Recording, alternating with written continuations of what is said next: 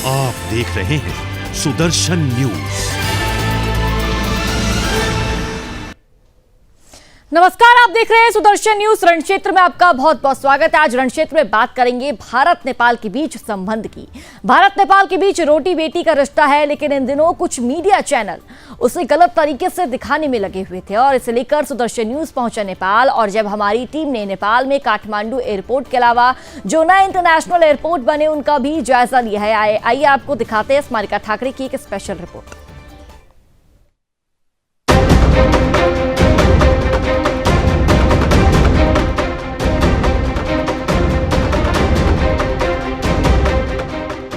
सबसे पहले बात करेंगे नेपाल की राजधानी काठमांडू के अंतर्राष्ट्रीय हवाई अड्डे की।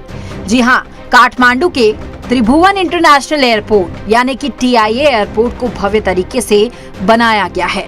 अगर बात करें एयरपोर्ट के इंटीरियर की, तो एयरपोर्ट को नेपाली घरों की तर्ज पर डिजाइन करके बनाया गया है। यह एयरपोर्ट हर सुविधाओं से लैस भी है। नमस्कार, आज मैं मौजूद हूँ नेपाल की राजधानी काठमांडू में। जी हाँ, काठमांडू का सबसे पहला इंटरनेशनल एयरपोर्ट यानी कि इंटरनेशनल एयरपोर्ट का मतलब होता है हवाई अड्डा, अंतर्राष्ट्रीय हवाई अड्डा। और इस हवाई अड्डे के सामने हम खड़े हैं जिसका नाम है त्रिभुवन इंटरनेशनल एयरपोर्ट। ये तस्वीरें जो आप मेरे पीछे देख रहे हैं वो तस्वीरें हैं त्रिभुवन इंटरनेशनल एयरपोर्ट की। और आप ये देखिए कि कितना भव्य ये एयरपोर्ट यहाँ पर बना हुआ है, यानी कि जो हवाई अड्डा है वो बेहद बेहतरीन ढंग से यहाँ पर डिजाइन किया गया है।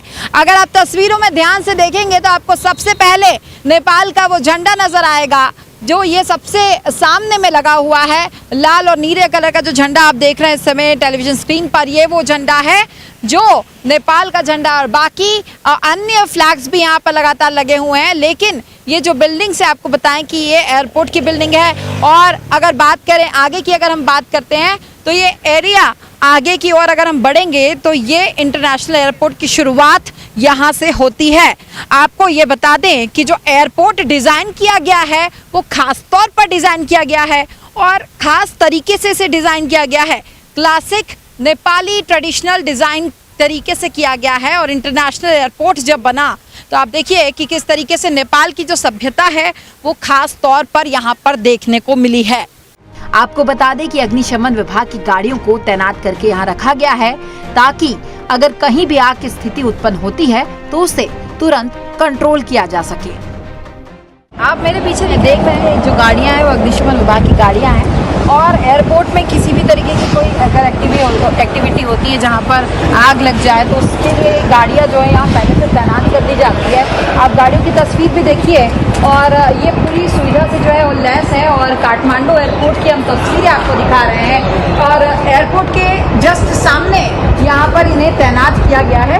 एक बार आप एयरपोर्ट का भी लुक देखिए कि किस तरीके से एयरपोर्ट के सामने यहाँ पर ये अग्निशमन विभाग की जो गाड़ियाँ हैं वो तैनात कर दी गई है। और ये जो सामने रोड जा रही है आपके, यहाँ से सीधे गाड़ियाँ एयरपोर्ट तक पहुँच जाएगी। बहुत ही करीबी ये फासला होता है यहाँ तक पहुँचने का। आपको बता दें कि काठमांडू का यह एयरपोर्ट नेपाल का सबसे बड़ा हवाई अड्डे के तौर पर विकसित किया गया है। इस एयरपोर्ट पर कई देशों से विमान आते हैं जिसमें श्रीलंका, थाईलैंड, भारत और ऐसे कई अन्य देश शामिल है जिसके अंतर्राष्ट्रीय विमान इस हवाई अड्डे पर पहुंचते हैं। अगर काठमांडू एयरपोर्ट के एयर ट्रैफिक कंट्रोल की बात करें तो उसकी बिल्डिंग भी आपको तस्वीरों के माध्यम से नजर आ रही है कि किस तरीके से एयर ट्रैफिक कंट्रोल यहाँ पर मैनेज किया जाता है। काठमांडू में एक टेबल टॉप रनवे, एक घरेलू टर्मिनल और एक अंतर्राष्ट्रीय टर्मिनल है। देश के मुख्य अंतर्राष्ट्रीय हवाई अड्डे के रूप में यह नेपाल को 17 देशों के 40 से अधिक गंतव्यों से जोड़ता है। यह नेपाल सरकार के अधीन है और साथ ही आपको ये भी बताएं कि इसको नेपाल के नागरिक उड्डयन प्राधिकरण यानी कि CAAN के द्वारा ऑपरेट किया जाता है। यह एयरपोर्ट इनके लिए हब है। बुधवायु, Guna Airlines, Himalaya Airlines, Nepal Airlines, Shaurya Airlines, Shree Airlines, Sita Air, Vistara Air और यति एयरलाइंस। यह 356.536 हेक्टेयर भूमि क्षेत्र में फैला है। अगर रनवे की बात करें तो 3,350 मीटर इसका रनवे लंबा है, जो नेपाल के अन्य एयरपोर्ट के मायने सबसे ज्यादा है। हवाई अड्डे को माउंट एवरेस्ट अंतर्राष्ट्रीय पर्यटक के लिए शुरुआती बिंदु भी माना जाता है, जहां से लुकला के लिए कई दैनिक उड़ानें होती है।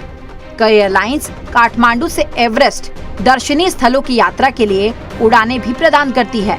माउंट एवरेस्ट के अलावा कई ऐसे सुंदर पहाड़ है जिसे देखने के लिए यहाँ लोग दूर दूर से पहुँचते हैं और एयरलाइंस के माध्यम से देखने का मौका भी पर्यटकों को मिलता है। त्रिभुवन इंटरनेशनल एयरपोर्ट त्रिभुवन किंग के नाम पर रखा गया था। जी हाँ, जो नेपाल के राजा थे उनके नाम पर इस एयरपोर्ट को रखा गया, जिनका नाम था त्रिभुवन वीर विक्रम शाहदेव के नाम पर ये एयरपोर्ट का नाम रखा गया है। आज हम आपको तमाम उन एयरपोर्ट्स के बारे में भी बताएंगे जो नेपाल में नए खुले हैं। जी हाँ, 3 इंटरनेशनल एयरपोर्ट अब नेपाल में है। आपको बताएं कि अभी जब एयरपोर्ट पे हम खड़े हैं, काठमांडू एयरपोर्ट है, इसके बाद हम आप जाएंगे पोखरा और इसके बाद हम आपको दिखाएंगे भैरवा का इंटरनेशनल एयरपोर्ट और उसके बाद हम आपको तमाम प्रतिक्रिया भी सुनाएंगे यहाँ पर क्या कुछ कहना है कि स्थानीय लोगों का, यहाँ के डीजीसीए का क्या कहना है, इससे लेकर जो नया एयरपोर्ट बना है इससे लेकर क्या कुछ कहना है। कैमरामैन जीतू के साथ मैं स्मारिका ठाकरे, सुदर्शन न्यूज, काठमांडू, नेपाल। हालांकि काठमांडू एयरपोर्ट के अलावा नेपाल में अन्य अंतर्राष्ट्रीय एयरपोर्ट भी है, जिनके बारे में अब हम आपको बताएंगे। भारी यातायात भीड़, सर्दियों के कोहरे और हवाई अड्डे की पूरी क्षमता से बाहर होने के कारण नेपाल सरकार ने आवश्यक बदलाव के मामले में गौतम बुद्ध अंतर्राष्ट्रीय हवाई अड्डे और पोखरा अंतर्राष्ट्रीय हवाई अड्डे को वैकल्पिक हवाई अड्डों के रूप में बढ़ावा दिया। हालांकि काठमांडू एयरपोर्ट्स के अलावा जिन एयरपोर्ट की हम बात कर रहे थे उनके बारे में भी हम आपको बताते हैं। नमस्कार, इस वक्त मैं मौजूद हूँ नेपाल के पोखरा में। जी हाँ, नेपाल के पोखरा में हम इंटरनेशनल एयरपोर्ट पर मौजूद है और ये जो आप तस्वीरें देख रहे हैं मेरे पीछे, अब सीधे आप ये तस्वीर जो देख रहे हैं वो हवाई अड्डे की, और ये देखिए ये यहाँ पर जो प्लेन है वो लैंड हो चुका है, ये वो रनवे है।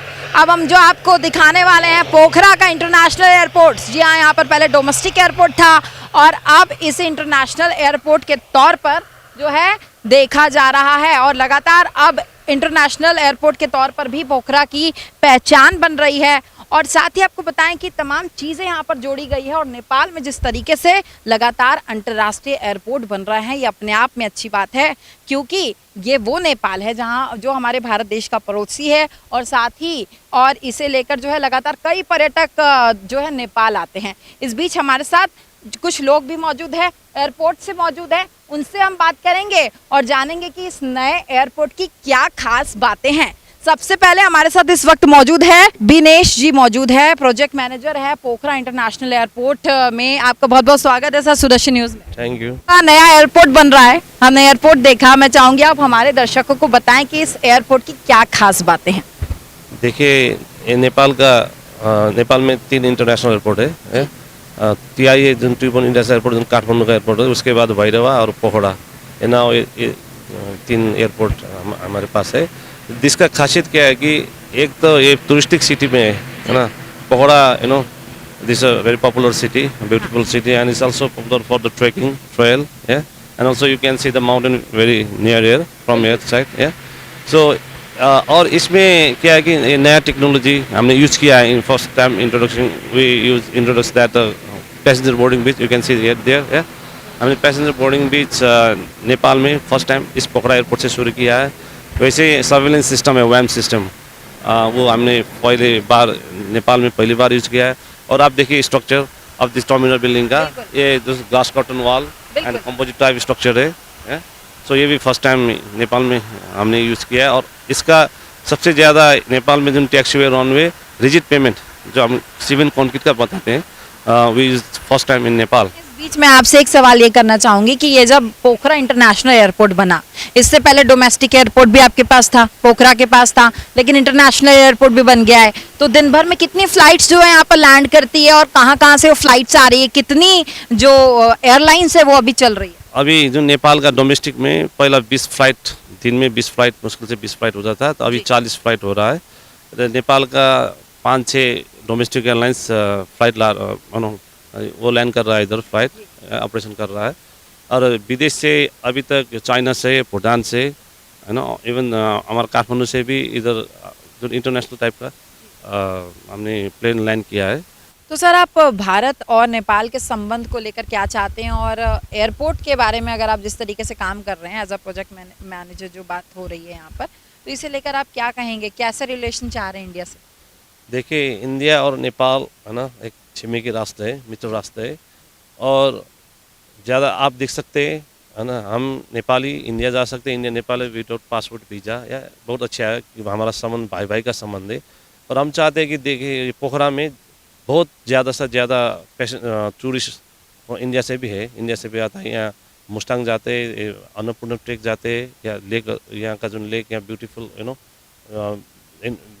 बहुत जगह पे है यहाँ का, तो वो देखने के लिए आते हैं। लेकिन क्या होता है कि अभी डायरेक्ट फ्लाइट ना होने से इंडियन भाई लोग का रूट यूज़ करता है, जो रोड, यू नो, आप देख सकते हैं रोड में थोड़ा, you know, construction the road, but you know, इससे कठिनाई ज़्यादा, यू नो, ज़्यादा व्यवधान भी वहाँ हो रहा है, कठिनाई होता है। और ज़्यादा इंडियन टूरिस्ट और इंडियन, हम भाई कह सकते हैं ना, हमारे भाई इंडिया से काठमांडू आते हैं, और काठमांडू से गाड़ी से पोखरा आ रहा है। अभी अगर इधर फ्लाइट होगा तो वो डायरेक्ट इंडिया से आ सकता है, उसका समय भी बच सकता है। वो रास्ते में जितना कठिनाई होता है, रास्ते में जितना, है ना, देखे ना, बिल्कुल। सो हम चाहते हो। और इस एयरपोर्ट के बारे में मैं बता रहा हूँ कि ये एयरपोर्ट एक ब्यूटीफुल सिटी पे है, या, और देखिए आप यहाँ का स्ट्रक्चर देखिए, यहाँ का फैसिलिटी, आप यदि आप प्लेन से आए काठमांडू से, या आप देखिए, आप जब इधर उतरते हैं तो आप देखते हैं माछापुछे वेडिंग, बहुत ब्यूटीफुल हिमालय होने चाहिए यहाँ। बिल्कुल, लगातार हमारे साथ लगातार आप सुन रहे थे कि किस तरीके से उन्होंने बताया कि एयरपोर्ट जो है वो काफ़ी सारी सुविधाओं के साथ लैस है। और इस बीच में आपसे एक पॉइंट और जानना चाहूँगी बीरेन जी, ये जो पीछे देख रहे हैं आप, मैं चाहूँगी कि ये डिपार्चर किस तरीके से हो रहा है, ये जो टावर लगा हुआ है वो क्या है, वो भी बताएं। नहीं, ये आप देख रहे हैं, ये अभी एक जहाज लैंड हुआ है, इसे हम एप्रोन कहते हैं। उस पार पर इंटरनेशनल एयरपोर्ट है, इस पार डोमेस्टिक एयरपोर्ट है। और दिस लाइट को फ्लोट लाइट कहते हैं। दिस वन टर्मिनल बिल्डिंग, उसको हम पैसेंजर टर्मिनल बिल्डिंग कहते हैं। इसको जो टावर आप देख रहे हैं, कंट्रोल टावर कहता है। यहाँ से जहाज से बातचीत करना, जहाज को वेदर लगायत विविध नेविगेशन रिलेटेड काम वहाँ से भी होता है। ये काफ़ी भव्य है, काफ़ी सुंदर है। और आपकी क्या अपेक्षाएं हैं इसे लेकर, आप क्या कहना चाहेंगे? हमारी एक ही अपेक्षा है कि ये बहुत सुंदर एयरपोर्ट बना है। अब इसमें बहुत अपॉर्चुनिटी है। पोखरा नेपाल का एक बहुत टूरिस्ट सेंटर है, टूरिस्ट एरिया है। यहाँ विजिट करने के लिए बहुत सुंदर ठाव है। इसीलिए हमका क्या चाहते हैं कि भारत से बहुत पर्यटक पोखरा में आते हैं, और धार्मिक पर्यटन भी आते हैं और पोखरा घूमने के लिए भी आते हैं। जो पोखरा के बेस होकर मुक्तिनाथ दर्शन के लिए बहुत धार्मिक पर्यटन आते हैं। इसीलिए हम चाहते हैं कि भारत से डायरेक्ट फ्लाइट जो पोखरा में रख दिया तो कोई भी एयरलाइंस, इंडियन एयरलाइंस और नेपाली एयरलाइंस वो स्टार्ट करे तो यहाँ बहुत संभावना है वो ट्रैफिक के लिए। और पोखरा से बिजनेस के लिए भी इंडिया में बहुत लोग जाते हैं। इसीलिए वो फ्लाइट पोखरा पर रख देते तो फ्लाइट चलने के लिए कोई समस्या नहीं है। बिल्कुल, लगातार आपने देखा कि जिस तरीके से काठमांडू में तो इंडिया से फ्लाइट्स आ ही रही है, लेकिन अब ये डिमांड भी बढ़ रही है कि पोखरा में भी इंडिया से फ्लाइट्स लैंड हो, क्योंकि नेपाल और भारत एक दूसरे से जुड़ा हुआ है। और रोटी और बेटी का जो संबंध है भारत और नेपाल का, ये आप सभी को पता है। और शायद यही रिश्ता और अधिक आगे बढ़ना चाहिए, यही हमारी भी उम्मीद है और आकांक्षा है। काठमांडू एयरपोर्ट नेपाल का सबसे बड़ा एयरपोर्ट है, लेकिन अगर बात करें नेपाल के आने वाले अन्य एयरपोर्ट्स की, तो नेपाल के पास 2 अन्य अंतर्राष्ट्रीय हवाई अड्डे भी है जो खास तौर पर विकसित किए गए हैं। सबसे पहले हम आपको पोखरा इंटरनेशनल एयरपोर्ट के बारे में बताते हैं। यह एयरपोर्ट के रनवे की अगर बात करें तो रनवे इसका 2500 मीटर का है। इस एयरपोर्ट पर भी तमाम सुविधाएं हैं जो काठमांडू एयरपोर्ट में भी देखने को मिली थी। पोखरा के बाद हम आगे बढ़े और हम पहुंचे नेपाल के भैरवा शहर में। नमस्कार, आज हम मौजूद हैं नेपाल के भैरवा शहर में। जी हाँ, यहाँ पर इंटरनेशनल एयरपोर्ट बना है और इस एयरपोर्ट का नाम है गौतम बुद्ध इंटरनेशनल एयरपोर्ट। और ये तस्वीरें हम आपको दिखा रहे हैं। खास बात इस एयरपोर्ट की यह है कि यहाँ पर हर वो सुविधा है जो एक आम नागरिक को चाहिए इंटरनेशनल एयरपोर्ट में आकर, और ये एयरपोर्ट पूरी तरह से बनकर तैयार है। अगर भारत और नेपाल के संबंध की बात करें तो भारत और नेपाल का जो संबंध है वो बेहद अच्छा माना जाता है। और आपको बताया कि भैरवा इंटरनेशनल एयरपोर्ट जो है, इसका इनॉग्रेशन जब हुआ था उस समय भी भारत लगातार साथ दे रहा था नेपाल का। और 1 मार्च 1967 को इस जो एयरपोर्ट में जिस समय मैं खड़ी हूँ यहाँ पर, इसकी शुरुआत यहाँ से हुई थी और भारत का जो साथ था वो मिल रहा था। अगर इस एयरपोर्ट की खास बात करें तो आपको बताया कि इस एयरपोर्ट में फिलहाल जो फ्लाइट्स हैं वो मलेशिया और नेपाल के बीच है, लेकिन इन तस्वीरों को हमें और आगे बढ़ाना है। और ये जो रूट्स है ये इतना प्यारे रूट्स है और इसे बढ़ाने के लिए आज हम यहाँ पर मौजूद हैं और हम चाहेंगे कि आप इस एयरपोर्ट में आएँ और देखिए यहाँ पर क्या सुविधाएं हैं और जिस तरीके से नेपाल का जो खूबसूरत दृश्य है, सांस्कृतिक चीज़ें हों, धर्म से जुड़ी हुई चीज़ें हो, मंदिर हो, मठ हो, और यहाँ का लुम्बिनी शहर जो था, जो बेहद प्रसिद्ध है गौतम बुद्ध की नगरी के नाम से, जन्मस्थली के नाम से, इस शहर में आप ज़रूर आए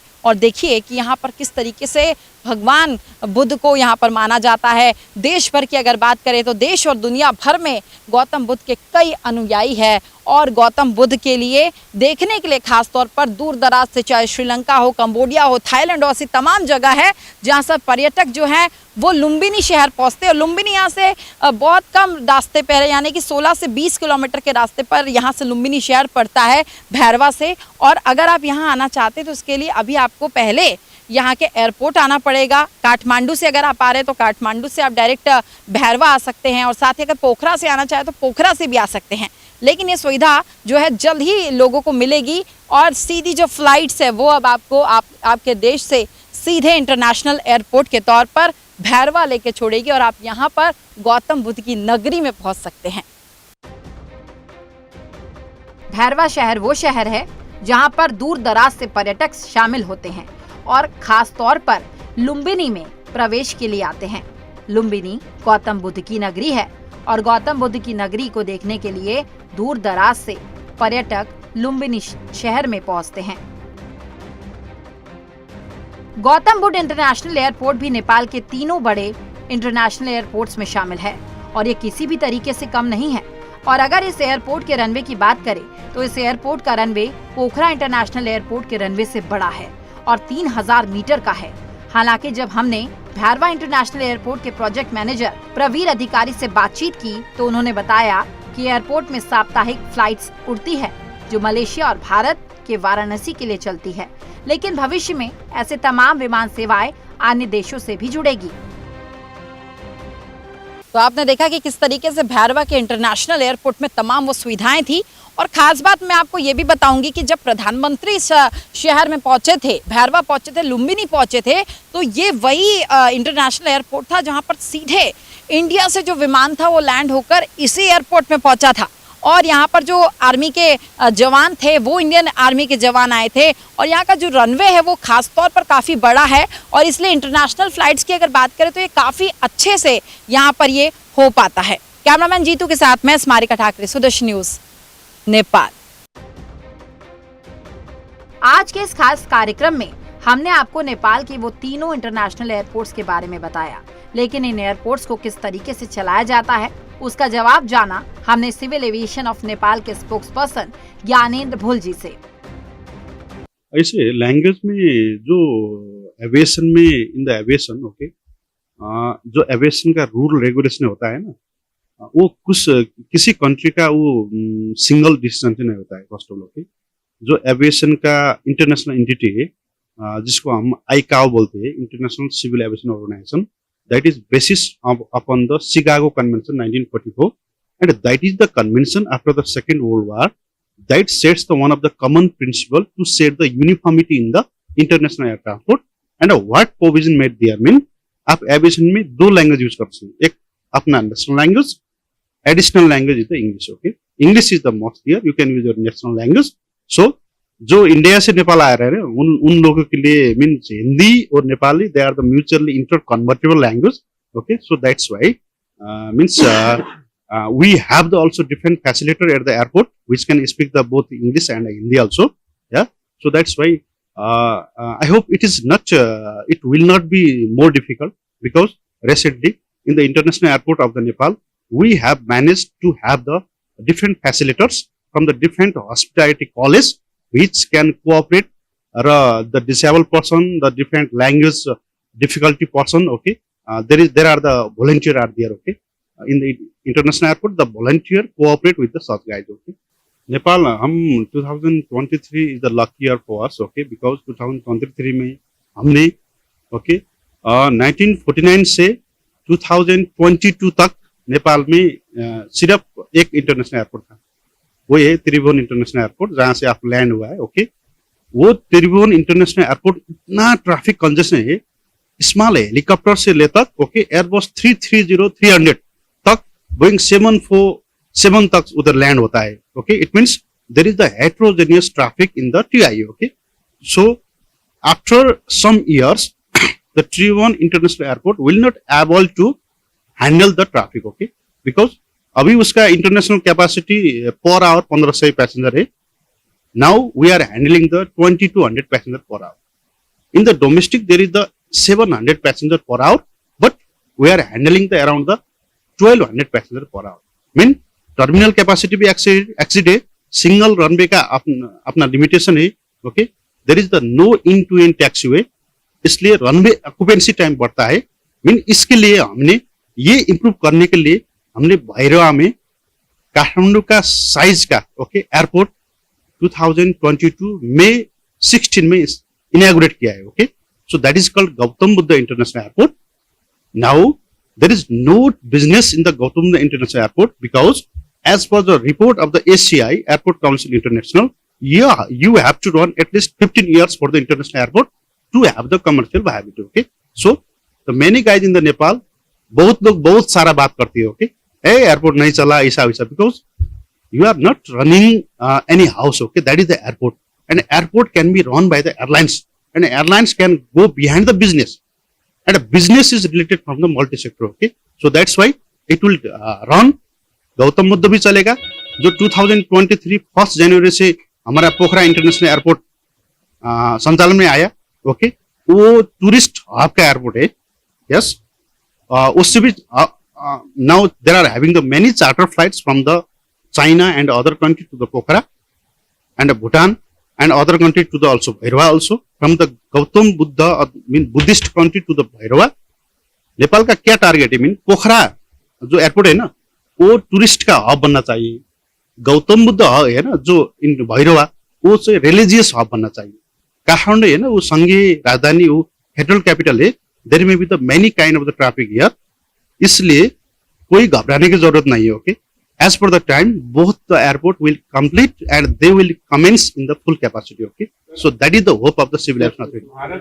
हाँ, ऐसा है. नेपाल में बहुत सारे unique natural culture heritage. Okay, suppose out of the 8,000 meter high peak, there are the 8 peaks in the Nepal. Okay, वो peak देखने के लिए आप नेपाल में आकर you can have the panoramic experience of the mountain flights. Okay, by the mountain flights you can have the view of the 8,000 meter high peaks, along with 6,000 meter high 22 peaks are there. Okay, by the mountain flight. Second one, okay, as the culture site, there are the Pashupatinath, Muktinath. Okay, there are the many religious hubs, many religious unique sites in Nepal. You cannot find anywhere in the world. Okay, दुनिया में आप किसी जगह ऐसे site आप नहीं बैठते. Okay, इसलिए जो डिफरेंट रिलीजन के लिए suppose Buddhism. Okay, the people from the Buddhism have the suppose Boudhanath stupa, Swayambhu stupa. Okay, means Nepal is rich. We are very lucky to have the rich in the natural heritage, cultural heritage. Suppose Mount Everest, Kalapatar area, Lukla area. Yeah, that is the high terrain airport. If you want to land the high terrain airport, you have to go to the Lukla. Okay, इसलिए नेपाल में countable नहीं है कि uncountable number में different culture heritage है. आप वो culture heritage, वो नेचुरल हेरिटेज का एक बार उसका लुत्फ उठाने के लिए, okay, you have to be on time once in the life in Nepal. Okay.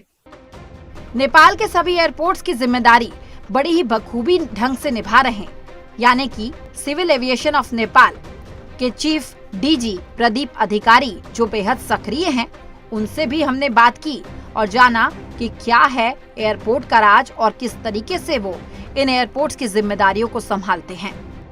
Thank you very much for your question. When I become DG in 2022, there are a lot of progress in civil aviation system of Nepal. In terms of safety, we have done a very good progress, which can be demonstrated by ICAO audit.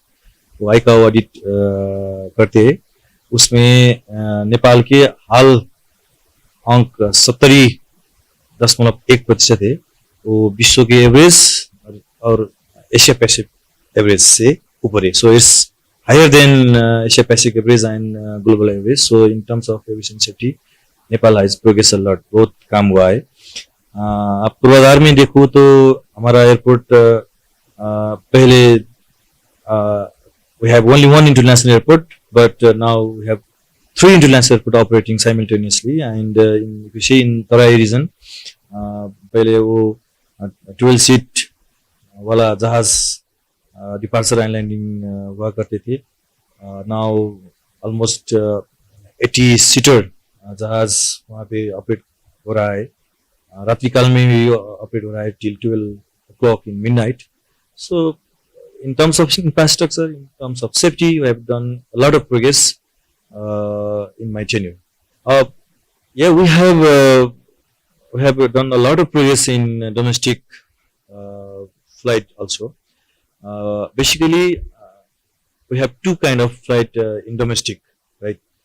One is in trunk route, वो तराई का विमानस्थल, और next one is in stall, short takeoff and landing, वो पहाड़ों में, which are situated in very high altitude. The weather is unpredictable in mountains. We have done a lot of things in mountain flight also. जैसे कि Jomsom root में जहाँ पे Muktinath temple है, वहाँ पे हमने सारा रूट में कैमरा लगा दिया है. पहले पायलट को पता नहीं चलता था रूट में वेदर कैसा था, right? Now they can know about the weather before departure. And Lukla में भी हमने वैसा ही काम किया है, कैमरा लगा दिया है. और सिमिकोट जहाँ पे मानसरोवर है, वहाँ के पास में भी हमने कैमरा लगाने की हमारा प्लान है.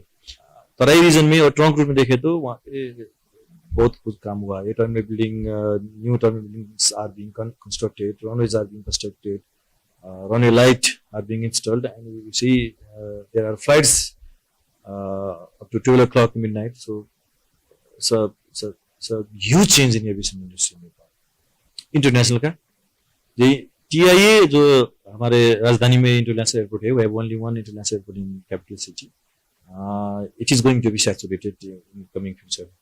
अगर कोविड नहीं हुआ था, नहीं I mean had there been no COVID, it would have already been in saturated position. So beside TIA, we have 2 more international airports, Gautam Buddha and Pokhara. And then after getting saturated from in TIA, हमारा traffic Gautam Buddha airport और Pokhara airport में definitely they will have flight from Pokhara and Gautam Buddha airport. And the infrastructure of all these 3 airports so will be upgraded as per our requirement, as per our future traffic. Last time प्रधानमंत्री हमारा सामान्य प्रधानमंत्री पुष्पकमल दाहाल प्रचंड की visit में मैं भी वहाँ पे गया था, काफी वार्ता हुआ था. तो प्रधानमंत्री के बीच में भी गौतम बुद्धा एयरपोर्ट के बारे में वार्ता हुआ था. अब ज्वाइंट टेक्निकल टीम, हम JTT गए थे, ज्वाइंट टेक्निकल टीम इस बारे में वार्ता कर रहे हैं. इस बारे में we have been negotiating with our India counterpart. I am sure that in near future will reach in some conclusion between India and Nepal. जैसे कि भारत के क्षेत्रीय शहर से नेपाल के क्षेत्रीय शहर में इंटरनेशनल क्रॉस बॉर्डर फ्लाइट हुआ, ये बात हम कर रहे हैं. आई am sure will do it in coming future. देखिए, काठमांडू एयरपोर्ट के बारे में मैं ये कहना चाहता हूँ कि yes we have 2 or 3 projects running in Kathmandu Airport. It will facilitate safety, and it will increase our capacity slightly. Not much. अब हम काठमांडू एयरपोर्ट में जितना भी फैसिलिटी थपेंगे भी traffic we can not cater more traffic because it is already in saturation phase. So जो भी construction चल रहा है वो सेफ्टी के लिए और and it is for increment of the capacity which is not that much.